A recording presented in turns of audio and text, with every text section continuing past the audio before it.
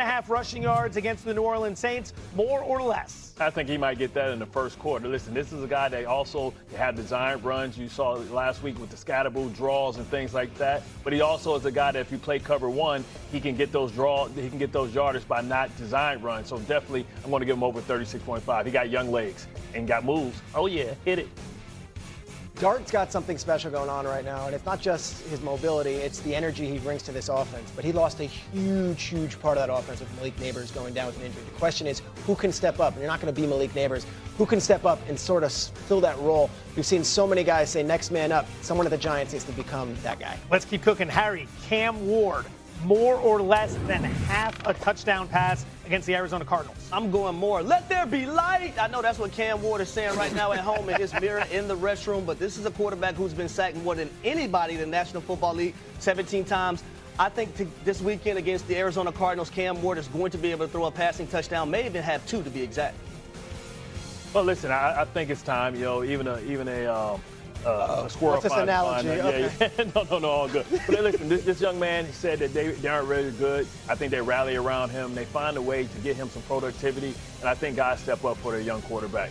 Let's go across the ocean. Bart, final one, more or less. Dillon Gabriel, 176.5 passing yards. I'm going to go under slightly. I think, listen, the good thing about when you have no tape is defenses don't know how to prepare for you, don't know what the offense is going to look like. But that's a lot to ask of a young quarterback. I think he goes less. Can we not lean on Cam Schlittler from last night and know that these rookies can do amazing things in their big spots? I believe Dillon Gabriel's going to be okay. I'm inspired by all these rookie quarterbacks. I think Dillon Gabriel's going to do just fine. One plays for the Yankees, one plays for the Browns. Fair enough. Here's the recap. A couple overs and under when it comes to Dillon Gabriel. If you like these plays, we parlayed them together at ESPN Bet Sportsbook app. Look for the more or less featured parlay on the homepage and in the parlay lounge. Let's drill down on this matchup, Minnesota and Cleveland. Harry Douglas, Dillon Gabriel. You see him being able to hold on to the job throughout the duration of the season? I do. Number one, I love the simple fact that the Cleveland Browns made this change. They looked over at the New York Giants and said, man, that young quarterback Jackson Dart brings a different energy, a different aura to this organization. Let us make a quarterback change. But Dillon Gabriel, he throws with anticipation. He understands the offense, has a great grasp of what Kevin Stefanski wants to do. And at the same time, this young man played 6 years of collegiate football. He understands the game at a high level. He's very cerebral. I believe in Dillon Gabriel that he's going to be able to get it done for the Cleveland Browns this weekend across the pond. Bart, agree or disagree? I think he'll fare himself well. They're going to lean on this great defense. When you got a defense like that, you don't have to try and win the game by scoring a lot of points. You let other teams lose it. And I think when you think about all the injuries that the offensive line for the Minnesota Vikings have, Myles Garrett's going to eat. Listen, the Cleveland Browns have one of those throwback defenses that can turn your water off. And I think, they eat a lot this week. I think they lean on the run game, and this young guy gives them a lot of spark. We're going to see what happens when Minnesota sits over there for 2 weeks, how those effects. Are they going to be a fresher team, more acclimated to the time, or is Cleveland going to come over there juiced up? Peter, what are you hoping to see from Dillon Gabriel? Well, it's a big ask because Bart's right. The Vikings were out there for the Ireland game. They stayed out there all week. They're acclimated to the European time zone. They're ready to go. And Dillon Gabriel becomes the first rookie quarterback in NFL history to make his first start overseas. This is not ideal. They're dropping him in an unnatural place where he's not going to be comfortable. That said, what you don't know, you don't know. Maybe it's the best thing possible. Just throw him into the mix and let's go. I've spoken to Brown sources. Here's what they will say. This guy is mobile. He can move. That was something that wasn't really there with Flacco. And if Flacco's the 41-year-old veteran quarterback, what you're asking Flacco to do is limit the turnovers. Don't kill us. Flacco threw 3 picks last week. So at this point, let's give Dillon Gabriel a shot. To Harry's point, 64 collegiate starts. He's seen it at all different levels. He's seen it at multiple schools.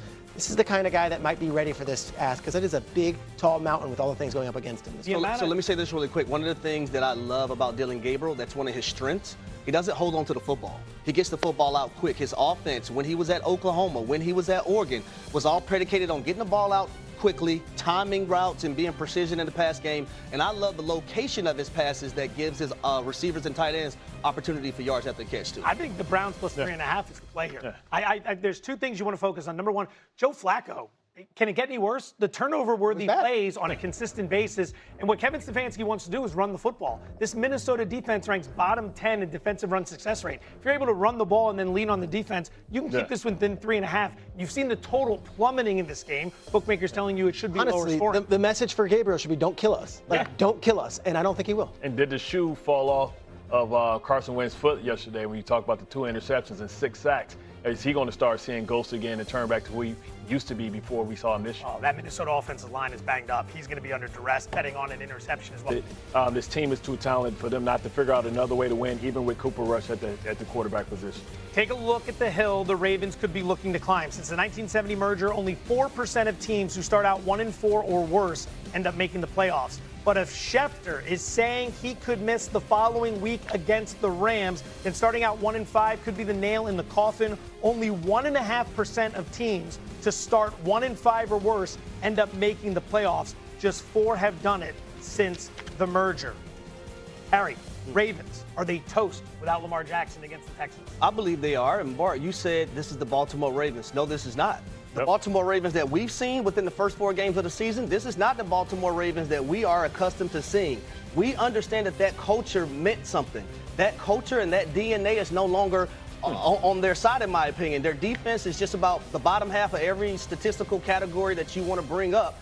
But at the same time, Lamar Jackson accounts for a majority of their offense. Running the football, passing the football, it's the unscripted plays that he has the ability to be elusive and create for his other guys amongst his offense. But I'm looking also at the team that they're going against. They're going against the Houston Texans, who are in a desperation situation as well. That defense with Will Anderson Jr., and then you have Danielle Hunter, and then you got Derek Stingley Jr. in the secondary. I don't think this is going to fare up well for the Baltimore Ravens this weekend. Peter, they're sitting 1-3. Is this a must-win game for the Ravens? No. And I know we're in such a knee-jerk, society now where every game is the end of the world. They could lose this game and the Rams game, and I don't think they're in that much of a trouble. Look at the final 8 games on their roster. Browns, Jets, Bengals, Steelers, always is going to be a tough match. Bengals again, Patriots, Packers, Steelers. I don't see this as a murderer's row to end the season. If Lamar can get back there, I don't care if they have 1, 2, 3 wins. It's still going to be the Ravens in the end in January that we're talking about, giving everyone heck in the AFC North. I look at that division. The Browns aren't going to be winning that division. The Bengals aren't going to be winning that division as is right now. It's going to be them and the Steelers, and I don't know, are the Steelers running away with this thing? I'm not so sure about that. Brand and culture always matters, right? And the Ravens just need to remember who they are. You said something very important. You said that Lamar accounts for, 70% of their offense. That's the problem right now. Because when you look at it, they have one of the best running backs in the game. He only has 8 carries this season, right? He had 8 carries in the last game. He only has 49 carries this season, right? You talk about Lamar Jackson has 21. Listen, this is a team with a great pair of running backs. This is a team with a great pair of tight ends, maybe the best in the league paired together. 2 of the best receivers. Lean on them. And maybe it may take Cooper Rush being a quarterback to show them that they can win in a different way. You know how to protect that bad defense? Is by running the football and limiting the possessions. And the Ravens have all the personnel and everything they need to win ugly traditionally. See, Lamar is so exceptional in what he does. You lean on that and you ask him to do everything when he don't have to. So I just feel like Todd Monken has to be better because, to Bart's point, you look at Derrick Henry, he has not had one game this season where he's had over 18 carries. They're down though last week, 30-17. That's not a game where you just hand the ball to Derrick Henry 20 times. You had to throw the ball, unfortunately. But here's my thing. Is the defense getting better? Because if you're consistently down, how are you going to be able to hand it to Derrick Henry if you're down every game? That's how you protect the defense, by running the football. They got 2 of the biggest mismatches in tight end position.